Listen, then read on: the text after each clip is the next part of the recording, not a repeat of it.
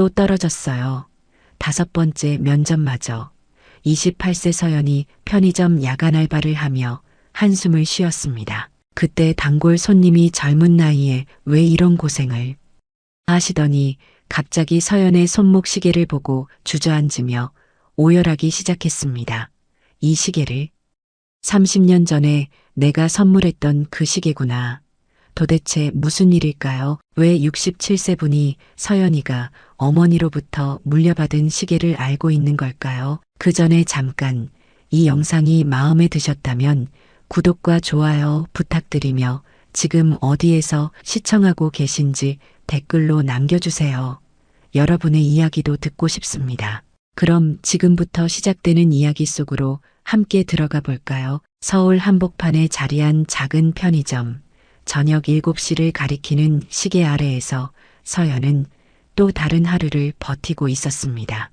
형광등 불빛이 차갑게 내려앉은 카운터 뒤에서 서연의 어깨는 지쳐 있었지만 그래도 손님이 들어올 때마다 정중하게 인사를 건넸습니다.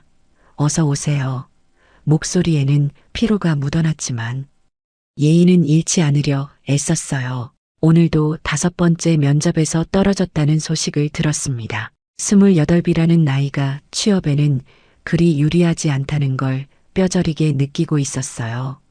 대학을 졸업한 지 벌써 3년이 흘렀지만 정규직 취업의 문턱은 여전히 높기만 했습니다. 학자금 대출 3천만 원이 목에 걸린 돌덩이처럼 무겁게 느껴졌죠. 매일 밤 이런 생각들이 머릿속을 맴돌며 서연을 괴롭혔어요. 언제까지 이렇게 살아야 하나. 동기들은 다 취업했는데 나만 이렇게. 자책의 목소리가 귓가를 떠나지 않았습니다. 어머니 한소희는 고향에서 작은 반찬 가게를 운영하며 딸을 응원해주고 계셨습니다. 전화로 서연아, 조급해하지 마라. 좋은 기회는 반드시 올 거야. 하고 위로해 주시지만 서연은 자신이 어머니께 짐이 되고 있는 것 같아 마음이 무거웠습니다.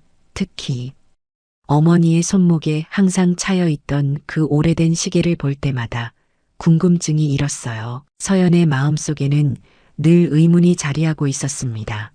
엄마는 왜 항상 그 시계만 차실까?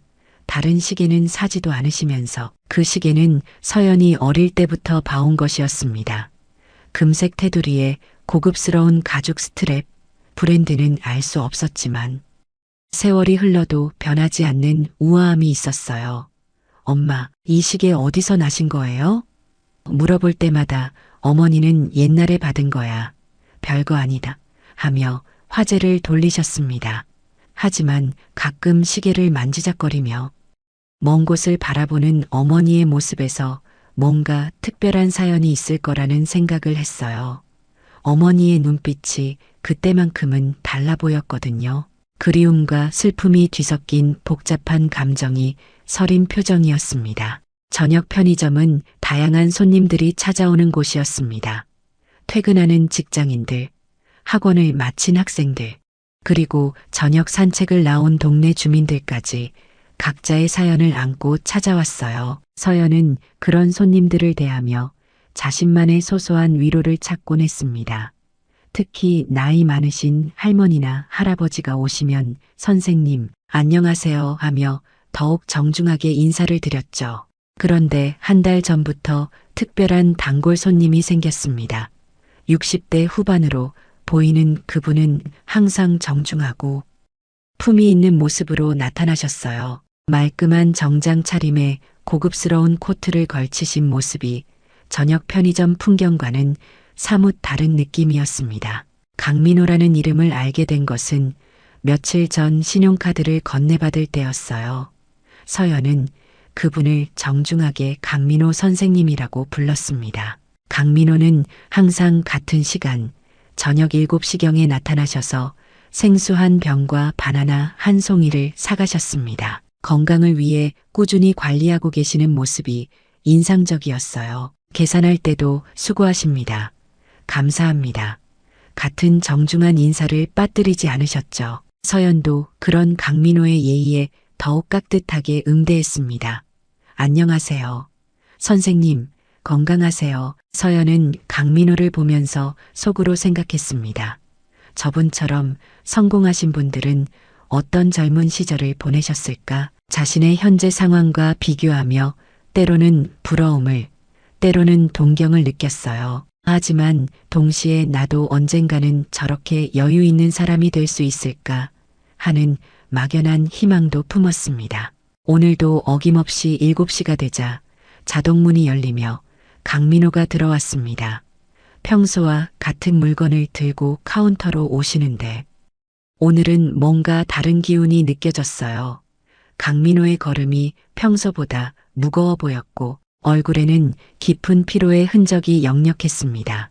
서연은 그런 모습을 보며 걱정스러운 마음이 들었어요. 선생님, 안녕하세요. 서연이 밝게 인사를 건네자 강민호는 고개를 끄덕이며 물건을 카운터에 올려놓았습니다. 오늘도 늦은 시간까지 수고가 많으십니다. 강민호의 목소리에는 평소보다 더 따뜻한 관심이 담겨 있었어요. 서연은 그런 배려에 마음이 따뜻해졌습니다. 바코드를 찍으며 계산을 하던 서연은 강민호가 거스름 돈을 받을 때 손목에 찬 시계를 발견했습니다. 그 순간 서연의 눈이 커졌어요. 분명히 어머니가 차고 계신 시계와 똑같은 디자인이었습니다. 금색 케이스에 검은 가죽 스트랩, 심지어 시계면의 세부적인 패턴까지 일치했어요. 서연의 가슴이 갑자기 뛰기 시작했습니다. 설마 그럴 리가 없는데, 하지만 눈앞의 현실은 분명했어요. 서연은 무의식적으로 중얼거렸습니다. 이 시계, 우리 엄마 것과 똑같네요. 그 말이 나오자마자 시간이 멈춘 듯 했습니다. 강민호의 손이 공중에서 멈췄고 얼굴빛이 순식간에 하얘졌어요. 마치 예상치 못한 충격을 받은 사람처럼 온몸이 경직되었습니다. 지금 뭐라고 하셨습니까?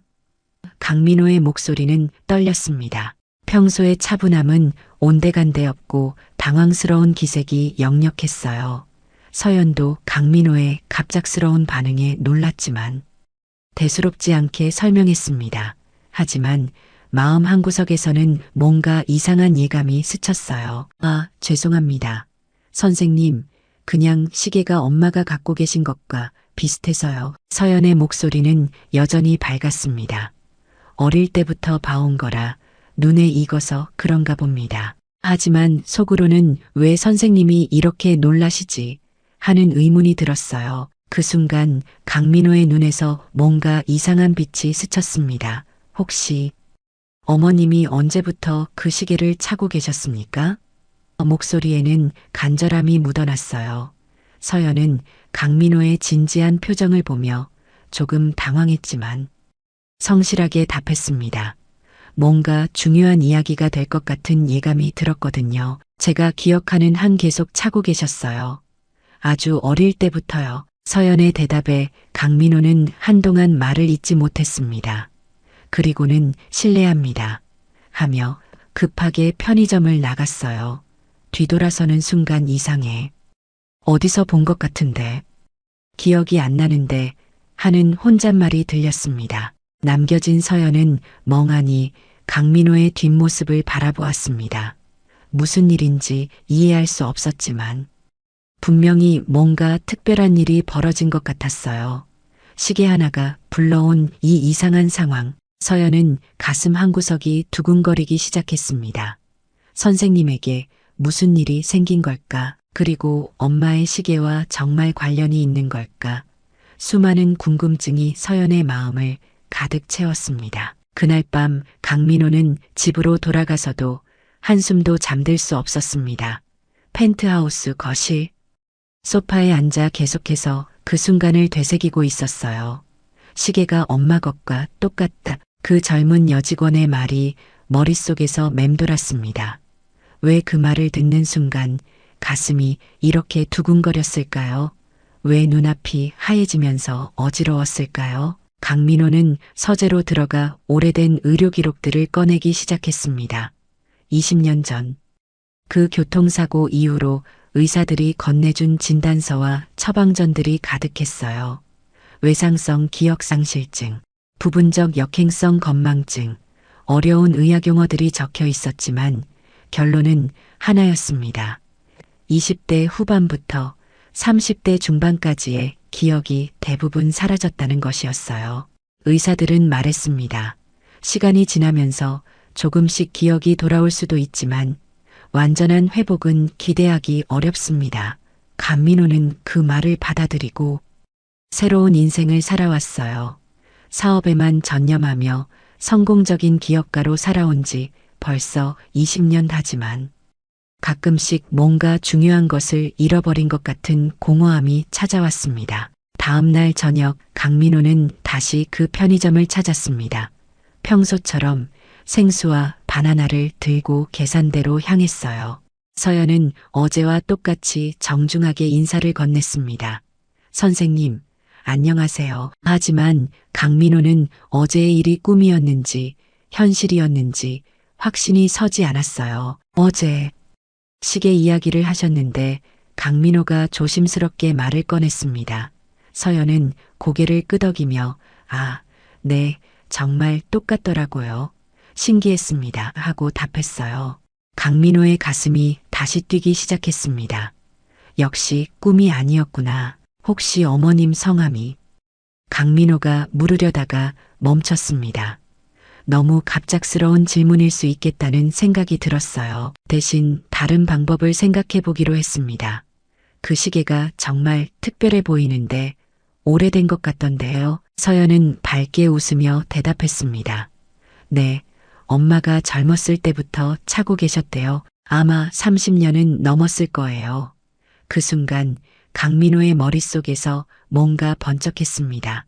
30년이라는 시간, 자신이 기억을 잃기 전에 그 시기와 겹쳤어요. 30년 전이면 강민호가 중얼거리자 갑자기 머리가 지끈거렸습니다. 마치 뭔가가 떠오르려다가 막히는 것 같은 느낌이었어요. 서연은 강민호의 얼굴이 또다시 창백해지는 것을 보며 걱정스럽게 물었습니다. 선생님, 괜찮으세요? 네, 괜찮습니다. 강민호는 애써 평정을 찾으려 했지만 속으로는 혼란스러웠어요. 왜 자꾸 이런 반응이 나올까요? 왜 그 젊은 여직원과 시계 이야기를 할 때마다 가슴이 답답해질까요? 그날 이후로 강민호는 매일 저녁 같은 시간에 편의점을 찾았습니다. 서연도 점차 강민호의 방문에 익숙해져 갔어요. 오늘도 오셨네요. 선생님, 건강관리 정말 꾸준히 하세요. 같은 일상적인 대화들이 오갔습니다. 하지만 강민호에게는 단순한 일상 대화가 아니었어요. 서연의 말투, 웃는 모습, 심지어 머리카락을 귀 뒤로 넘기는 작은 습관까지 모든 것이 낯설면서도 익숙했습니다. 마치 오래전에 본 적이 있는 것 같은, 하지만 분명히 기억나지 않는 그런 느낌이었어요. 혹시 어머님이 어떤 분이신지 여쭤봐도 될까요? 며칠 후 강민호가 용기를 내어 물었습니다. 서연은 자랑스럽게 대답했어요. 고향에서 반찬 가게를 하고 계세요. 정말 훌륭한 분이시죠. 혼자서 저를 키워주셨거든요. 혼자서요? 강민호의 목소리에 미세한 떨림이 있었습니다. 서연은 자연스럽게 답했어요. 네, 아버지는 안 계세요. 어릴 때부터 엄마랑 둘이서만 살았거든요. 그 순간 강민호의 머릿속에서 또다시 뭔가가 스쳤습니다. 희미하지만 따뜻한 느낌의 기억 조각이었어요. 강민호는 집에 돌아가서 더욱 적극적으로 과거를 찾기 시작했습니다. 사고 전의 사진들, 일기장, 그리고 오래된 연락처까지 뒤져봤어요. 하지만 대부분의 기록들이 사업 관련된 것들 뿐이었습니다. 내가 그때 누군가를 사랑했을까? 누군가와 특별한 관계였을까? 며칠이 더 지나자 강민호는 더욱 구체적인 질문을 하기 시작했습니다. 어머님 연세가 어떻게 되시는지, 어디 출신이신지, 대학은 어디를 다니셨는지. 서연은 처음에는 대답해 주었지만 점차 이상하다는 생각이 들기 시작했어요. 선생님, 왜 우리 엄마에 대해서 이렇게 궁금해 하세요? 서연이 조심스럽게 물었을 때 강민호는 당황했습니다. 아, 그냥. 좋은 어머님을 둬서 부럽다는 생각이 들어서요. 하지만 그 대답은 자신도 납득이 가지 않았어요. 그날 밤 강민호는 결심했습니다. 더 이상 이런 식으로 혼란스러워할 수는 없다고 전문가의 도움을 받아서라도 이 이상한 느낌의 정체를 알아내야겠다고 말입니다. 내 기억 속에 분명히 뭔가가 있어. 그 시계와 관련된 뭔가가. 강민호는 창밖을 바라보며 중얼거렸어요. 도시의 불빛들이 반짝이는 밤이었습니다. 일주일이 지나자 강민호는 더 이상 참을 수 없었습니다. 매일 밤 편의점에서 서연과 나누는 짧은 대화들이 자신의 마음을 더욱 혼란스럽게 만들었어요. 서연의 웃는 모습, 말하는 방식, 심지어 고개를 갸우뚱하는 작은 습관까지 모든 것이 기억의 깊은 곳에서 무언가를 건드리고 있었습니다. 이 느낌이 뭘까? 왜 이 아이를 볼 때마다 가슴이 이렇게 아플까? 강민호는 사설탐정 사무소를 찾았습니다. 믿을 만한 곳으로 소문난 곳이었어요. 기억상실 이후의 공백을 메우고 싶습니다. 강민호가 말하자 탐정은 고개를 끄덕였습니다. 과거를 찾는 일이군요. 어떤 단서라도 있으신가요? 시계 하나와 젊은 여성 한 명, 그리고 이상한 기분. 강민호의 설명을 들은 탐정은 구체적인 정보가 더 필요합니다라고 말했어요. 강민호는 서연에 대해 알고 있는 모든 것을 털어놓았습니다. 이름, 나이, 어머니에 대한 이야기까지. 그날 저녁 강민호는 평소보다 일찍 편의점에 도착했습니다. 서연은 진열대를 정리하고 있었어요. 선생님, 일찍 오셨네요. 밝게 인사하는 서연을 보며 강민호는 마음을 굳혔습니다. 더 이상 이런 식으로 지낼 수는 없었어요. 서연 씨, 강민호가 서연의 이름을 부르자 서연은 조금 놀란 표정을 지었습니다. 평소에는 그냥 자연스럽게 대화했는데 이렇게 정식으로 이름을 부른 적은 처음이었거든요. 네, 선생님, 실례가 되지 않는다면 한 가지 부탁이 있습니다. 강민호의 목소리는 평소보다 진지했어요. 혹시 어머님과 함께 찍은 사진이 있으시다면 보여주실 수 있을까요? 갑작스러운 요청에 서연은 당황했습니다. 사진을요? 왜 그런 걸 보고 싶어 하시는지 강민호는 재빨리 해명했습니다. 어머님이 제가 아는 분과 닮아 보이셔서 그런데요. 오래전에 알던 분인데 이름을 잘못 기억하고 있는 건 아닌지 확인하고 싶어서요. 그럴듯한 이유였지만 서연은 여전히 이상하다고 생각했어요. 하지만 나쁜 의도는 아닌 것 같았고 무엇보다 그동안 정중하게 대해준 분이었기 때문에 거절하기가 어려웠습니다. 잠깐만요. 서연은 휴대폰을 꺼내 갤러리를 열었어요.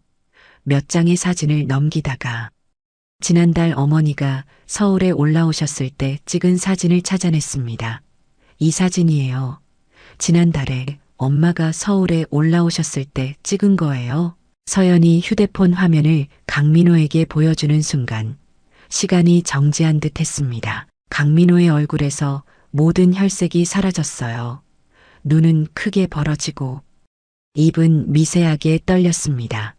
휴대폰 화면 속 한소희의 모습을 보는 강민호의 표정은 마치 유령을 본 듯했어요. 소희야, 그 이름이 무의식적으로 입에서 흘러나왔습니다. 서연은 깜짝 놀랐습니다. 선생님이 우리 엄마 이름을 어떻게 아세요? 하지만 강민호는 대답할 수 없었어요. 갑자기 머릿속에서 수많은 기억들이 파도처럼 밀려왔습니다. 대학교 도서관, 은행나무길, 따뜻한 미소, 그리고 그 시계를 선물했던 그날까지. 한소에 강민호가 다시 중얼거렸습니다. 이번에는 확신에 찬 목소리였어요. 정말 소희구나. 눈에서 눈물이 흘러내리기 시작했습니다. 30년 전 그 아름다운 기억들이 하나씩 되살아나고 있었어요. 선생님, 괜찮으세요? 왜 우시는 거예요? 서연이 걱정스럽게 물었지만 강민호는 여전히 사진을 뚫어져라 보고 있었습니다. 소희야, 정말 너였구나. 나는 널 찾고 있었어. 혼잣말처럼 중얼거리는 강민호의 모습에 서연은 더욱 당황했어요. 갑자기 강민호의 머릿속에 선명한 기억이 떠올랐습니다. 대학 3학년 봄, 도서관에서 처음 만난 국문과 2학년 한소혜, 수줍게 웃던 그 모습이 지금도 생생했어요. 안녕하세요. 경영학과 강민호입니다. 네, 국문과 한소희예요. 그때의 떨리던 마음이 그대로 되살아났습니다. 우리가 사랑했었지.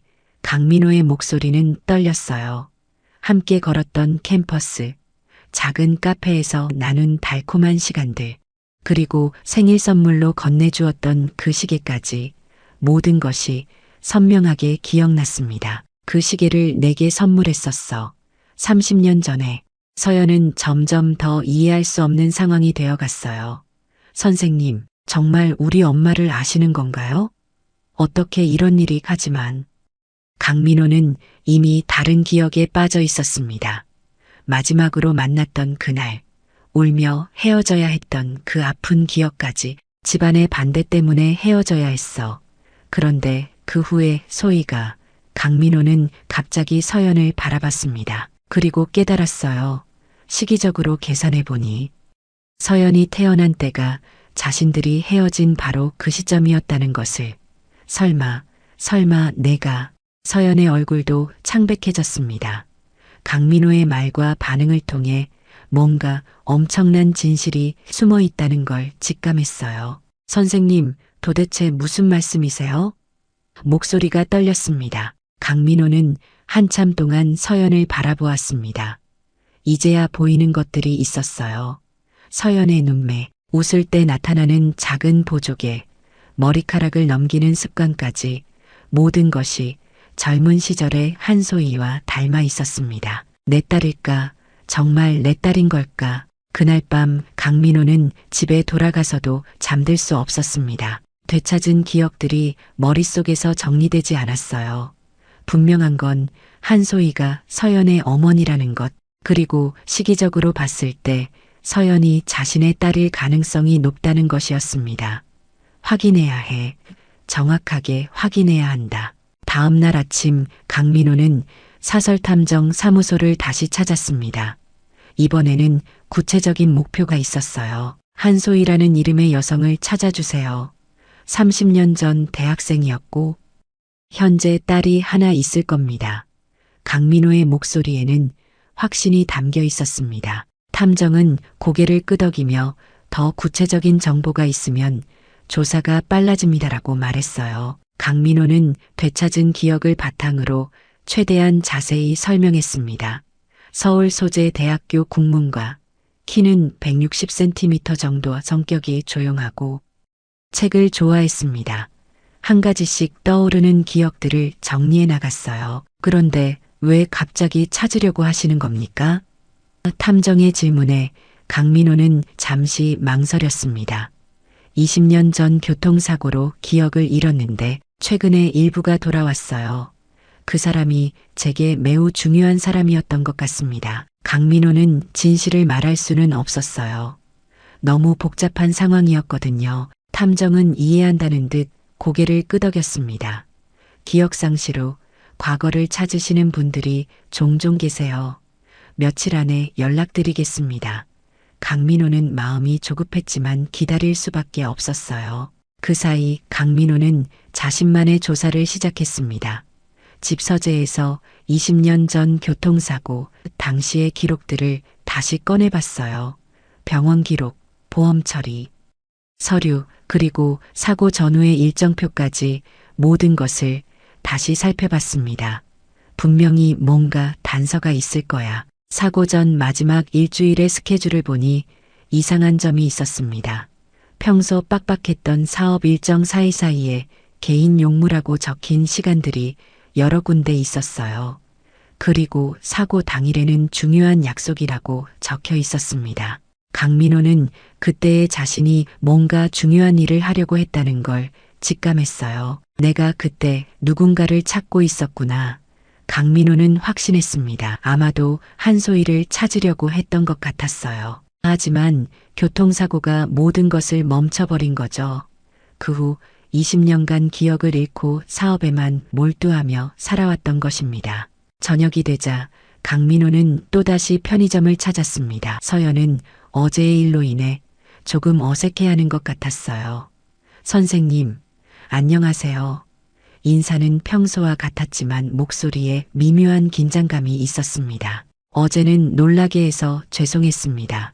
강민호가 먼저 사과했어요. 갑자기 감정이 북받쳐서 그랬습니다.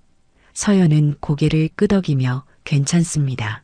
선생님이라고 답했지만 여전히 궁금한 표정이었어요. 혹시 어머님께 제 이야기를 하셨나요?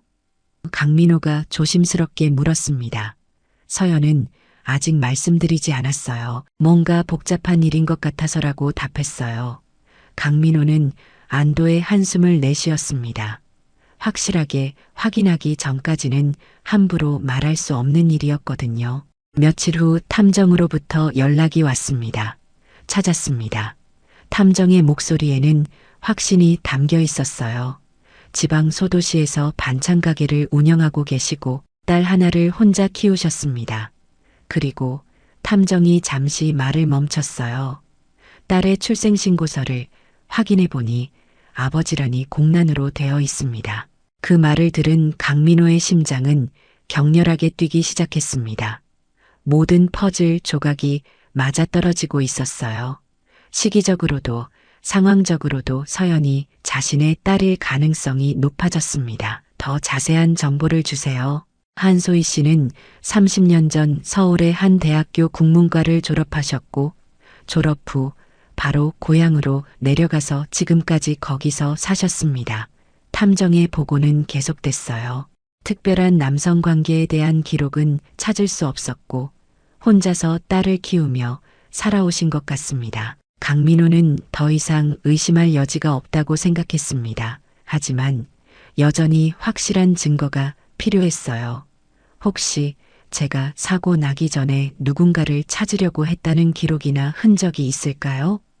탐정은 그것도 조사해봤습니다라고 답했어요. 사고 나기 일주일 전부터 사설탐정 사무소를 여러 곳 알아보셨더군요. 그리고 어떤 여성을 찾고 계셨다는 증언도 있습니다. 강민호의 추측이 맞았어요. 자신은 20년 전에도 한소희를 찾고 있었던 겁니다. 왜 갑자기 찾으려고 했을까? 강민호는 궁금했어요. 탐정은 아마도 성공하신 후에 과거를 정리하고 싶으셨던 것 같습니다. 젊은 시절의 사랑을 되찾고 싶으셨던 거죠라고 추측했습니다. 그날 밤 강민호는 모든 것을 정리해 봤습니다. 30년 전 대학 시절 한소희와 사랑했던 것, 집안의 반대로 헤어졌던 것, 그리고 20년 전 성공한 후 한소희를 찾으려 했던 것까지 내가 찾고 있었구나. 그런데 사고가 모든 걸 멈춰버린 거야. 강민호의 가슴에는 복잡한 감정들이 교차했습니다.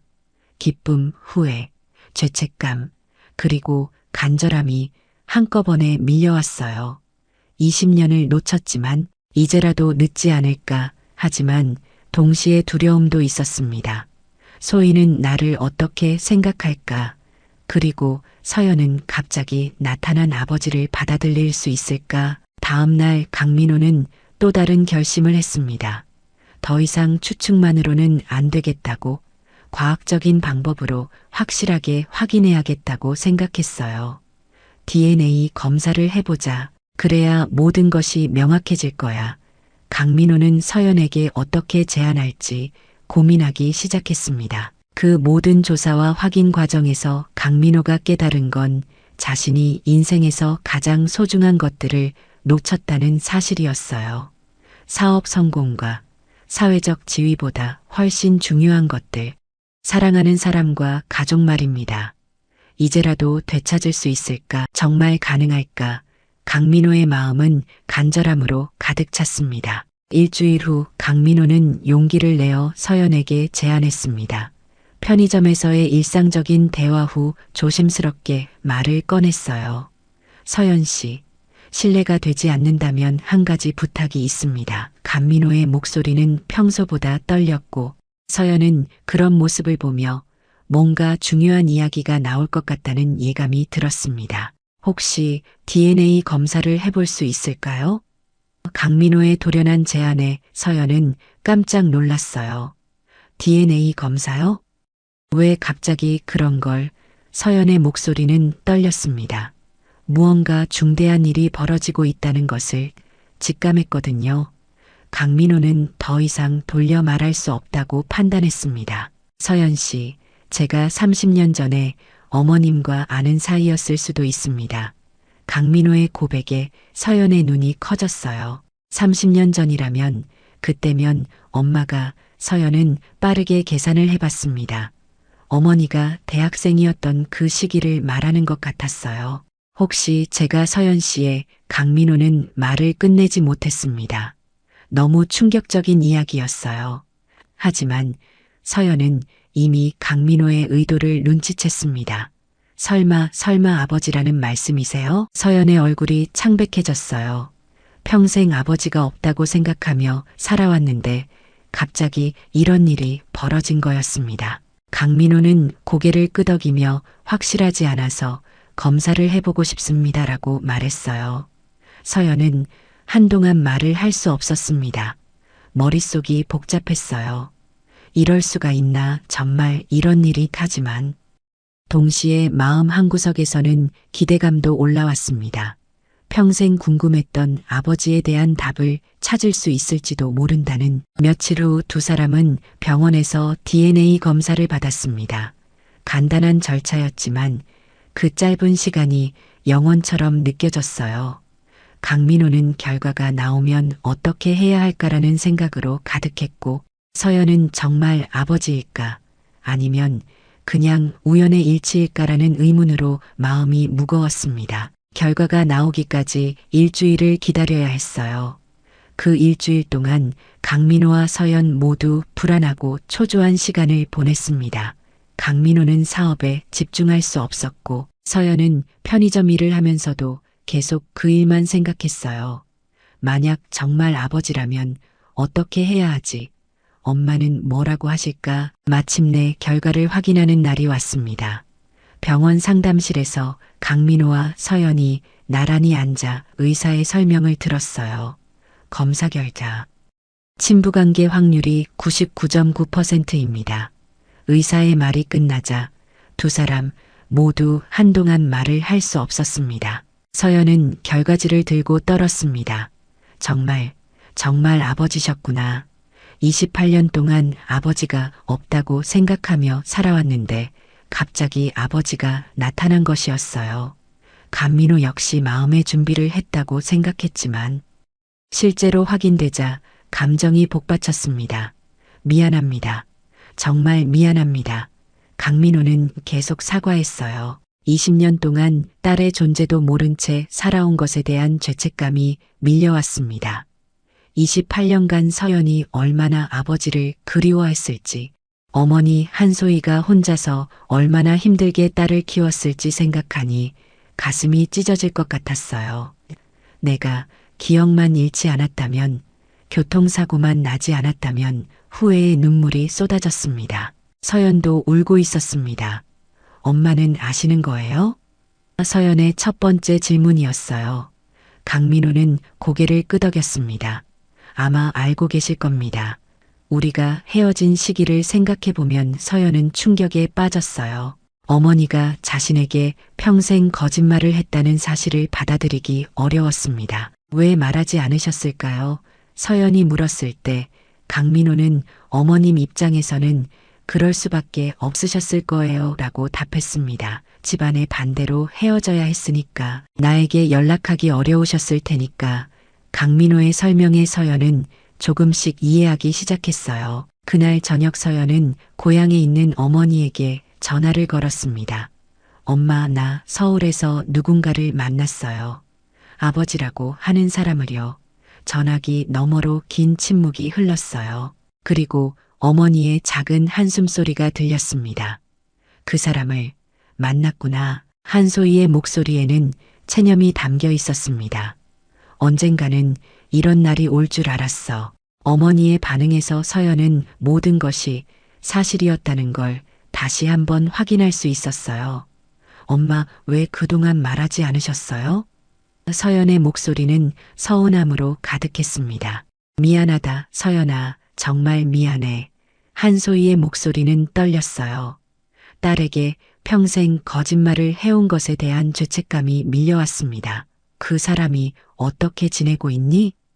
어머니의 질문에 서연은 사업을 하시는 것 같아요.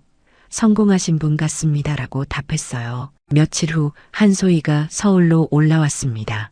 30년 만에 재회를 위해서였어요. 세 사람이 한자리에 모인 것은 조용한 가족 레스토랑이었습니다.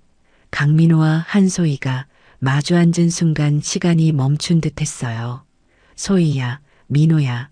30년의 세월이 무색하게 서로를 알아보았습니다. 한소희의 눈에서도 눈물이 흘렀어요. 정말 너였구나. 많이 늙었네. 나도 마찬가지야. 하지만 여전히 아름다워. 두 사람의 대화를 지켜보는 서연은 복잡한 심경이었습니다. 기쁘기도 하고 혼란스럽기도 했어요. 미안해, 소희야. 정말 미안해. 강민호는 계속 사과했습니다. 딸이 있는 줄도 모르고 살았어. 너 혼자 얼마나 힘들었을까? 한소희는 고개를 저었어요. 괜찮아. 내 선택이었으니까 너에게 부담 주고 싶지 않았어. 두 사람의 대화에서 서연은 부모의 깊은 사랑을 느낄 수 있었습니다. 그날 밤 세 사람은 처음으로 진짜 가족이 된 기분을 느꼈어요. 어색하지만 따뜻한 시간이었습니다.